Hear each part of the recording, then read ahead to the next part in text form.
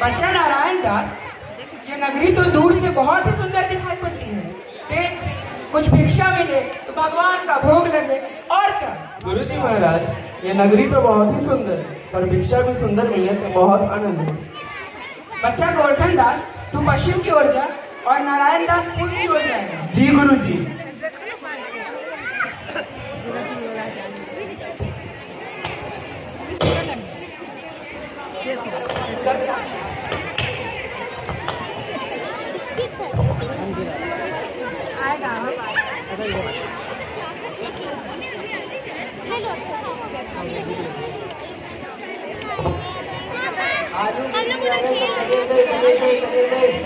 क्यों भाजी क्या भाव? बाबा जी सब टके से। सब भाजी लगे से? जी बाबा। वाह वाह, बड़ा ही आनंद है। यहाँ सभी चीजें लगे से। क्यों भाई हलवाई, मिठाई क्या भाव? सब टके से। वाह वाह, सब मिठाई लगे से। क्यों बच्चा, इस नगरी का नाम क्या है? इस नगरी का तो नाम एक अंधेर नगरी है। और यहाँ के राजा का क्या नाम है? यहाँ के राजा का तो नाम चौपट राजा है। वाह वाह, अंधेर नगरी, चौपट राजा, टकेसर भाजी, टकेसर खाजा। तो बाबा जी कुछ लेना हो तो ले ले। बच्चा, भिक्षा मांगकर 7 पैसे लाया हूँ, 3.5 से मिठाई दे दे तो कुछ भला हो। धन्यवाद बच्चा, सदा सुखी रह, ईश्वर तेरा भला करे।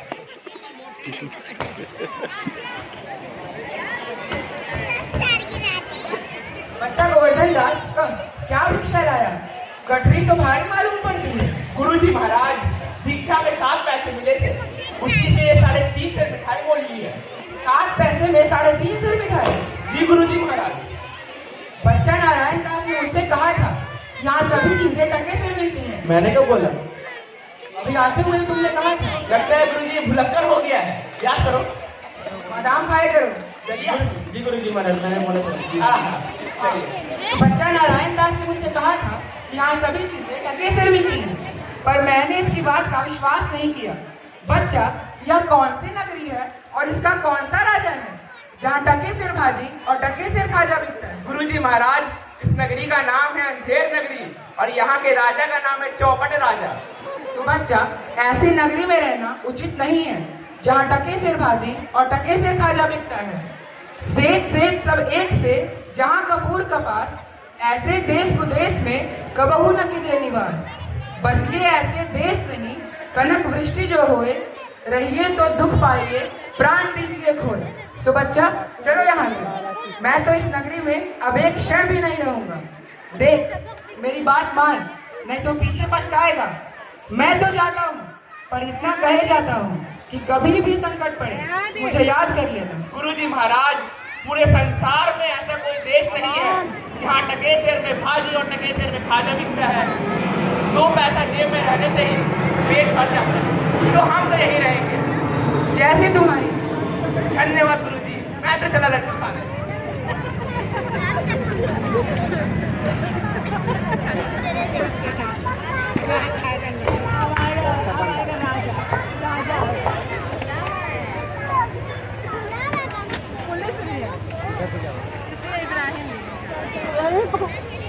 सब्जी वाला वही राजा आ गया। भाइयों और बहनों, अब आपके सामने अंधेर नगरी के चौपट राजा पधार रहे हैं।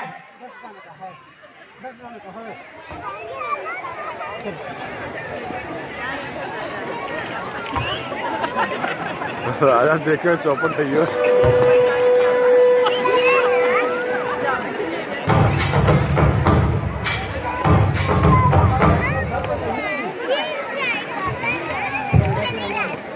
सभा का कार्यक्रम शुरू किया जाए। दुहाई हो महाराज, दुहाई हो, दुहाई हो महाराज, दुहाई हो। कौन हो भाई? महाराज मैं फरियादी हूँ। क्या हुआ? महाराज, कल्लू बनने की दीवार गिर पड़ी, तो मेरी बकरी उसके नीचे दब के मर गई। न्याय हो महाराज, न्याय हो। न्याय होगा, दीवार को बुलाया जाए। महाराज, दीवार तो गिर पड़ी। दीवार के भाई बहनों को बुला दो। महाराज, दीवार का कोई परिवार नहीं होता। ठीक है, कल्लू बनिए को बुलाओ। कल्लू बनिया हाजिर हो।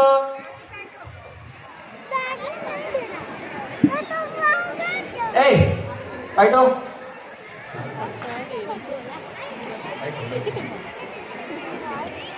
दुहाई हो महाराज, दुहाई हो। क्यों रे कल्लू बन गए? कैसी दीवार बनाई? बेचारी की छोकरी मर गई। महाराज छोकरी नहीं बकरी मर गई। अच्छा हाँ, बकरी मर गई। बकरी क्यों क्यों बनाई? महाराज मेरा कोई कुछ भी नहीं। आपको यकीन नहीं होता तो बकरी से पूछ लीजिए। मैं चलता हूँ। रुको, बकरी तो मर गई। हाँ हाँ, बकरी तो मर गई। उल्लू बनाते हो, जल्दी बताओ। महाराज दीवार भले ही मेरी थी, लेकिन उसे बनाया तो कारीगर ने ना। ठीक है। कारीगर हाजिर हो।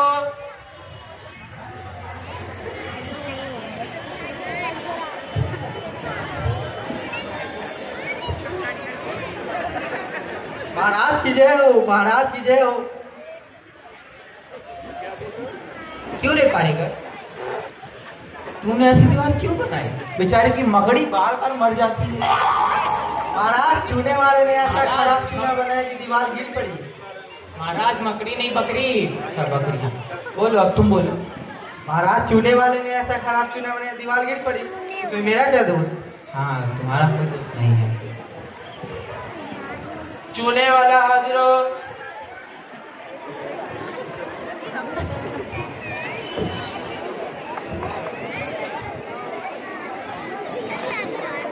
अरे मुझे कहाँ ले जा रहे हो? छोड़ो मुझे।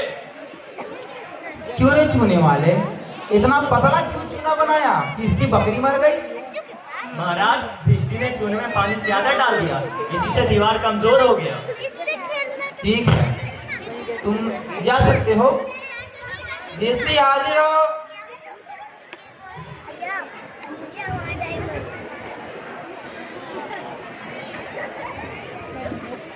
क्यों रे भिष्टी, इतना पानी क्यों डाल दिया? महाराज मेरा कोई कसूर नहीं है। कसाई ने मसकी इतनी बड़ी बना दी कि उसमें पानी आ गया। यह बहुत खुश है, तो बाहर ले जाकर 40 कोड़े मार देना। कसाई हाजिर हो। अरे क्या हुआ भाई? अरे कुछ नहीं किया मैंने। अरे कहाँ ले जाते हो? अरे लल्लन, जी महाराज। तुम्हारा नाम क्या है लल्लन? लल्लन महाराज। उम्र क्या है लल्लन? 17 साल। अरे आधार कार्ड बना रखा। इतनी बड़ी मशक क्यों बनाई? महाराज डरने न टके कि ऐसी बड़ी भीड़ मेरे हाथ में थी, मसक बड़ी बन गई। अच्छा, बड़ी मशक बना दी इसने। जाओ। सरैया हाजिर हो।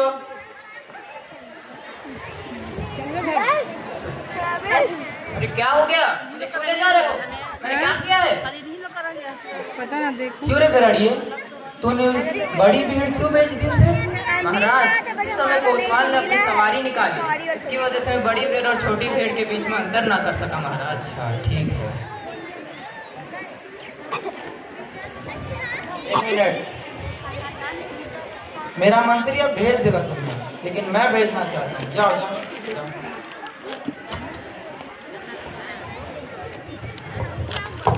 कोतवाल हाजिर हो। दुहाई महाराज, दुहाई हो। क्यों रे कोतवाल, उसी वक्त सवारी क्यों निकाली? महाराज इसमें मेरा कोई कसूर नहीं। महाराज महाराज क्षमा करें। कुछ महाराज महाराज नहीं, सिर्फ फांसी दे दो। महाराज अन्याय नहीं पकड़े। महाराज फांसी दे दो।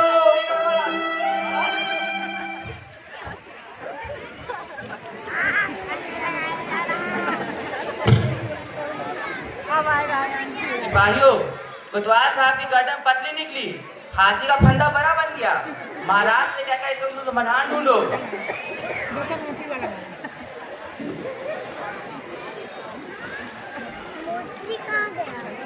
क्या हुआ? महाराज फांसी का फंदा बड़ा बन गया, कोतवाल साहब की गर्दन पतली है। ठीक है, जिस आदमी का मोटा हो उसे दे देना। क्या? गर्दन जी, गर्दन। जाओ जाओ।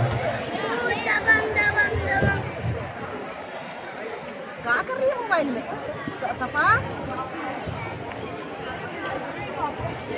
गुरुजी महाराज ने हमको नाहक ही यहाँ रहने से मना किया था। माना कि देश बहुत बुरा है, पर अपना क्या, अपन किसी राजकाज में थोड़े ही है कि कुछ डर है। रोज मिठाई चावना और मजे में आनंद में ईश्वर का नाम जपना, और क्या।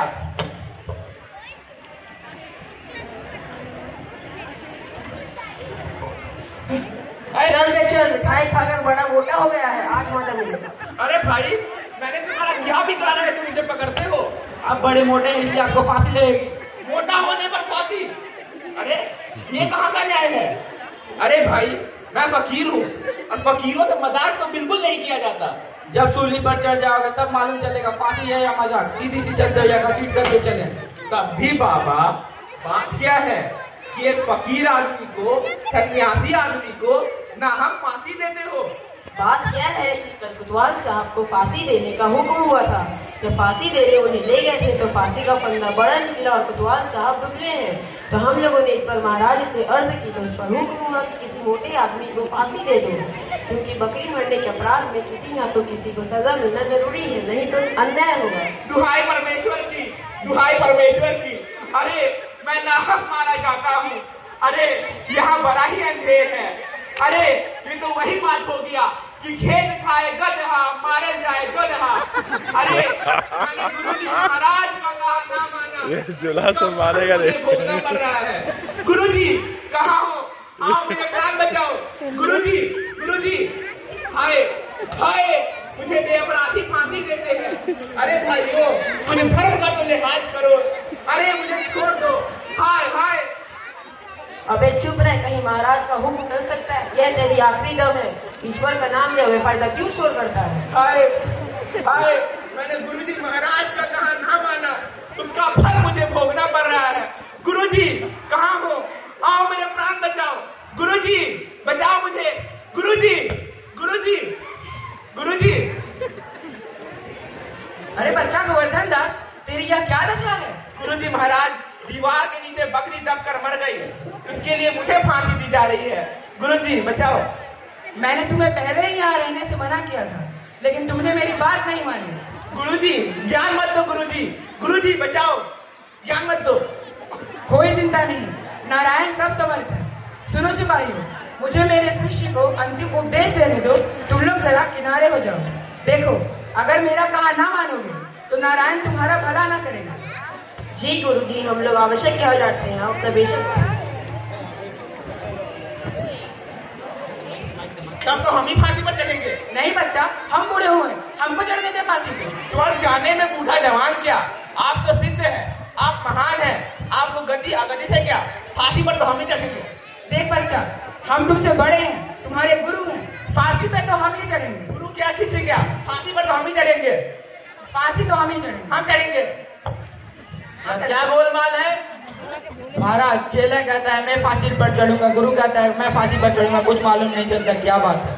बोलो बाबा, आप फांसी क्यों चढ़ना चाहते हो? राजा, अब ये ऐसी शुभ घड़ी है कि जो मरेगा सीधा स्वर्ग जाएगा। तो हम ही फांसी चढ़ेंगे। फांसी पर तो हम ही हम चढ़ेंगे। चढ़ेंगे फांसी पे। सब चुप हो जाओ। राजा के जीते जी तुम सब कैसे स्वर्ग जाओगे? मुझे फांसी चढ़ाओ, मुझे जाना है स्वर्ग, जल्दी जल्दी।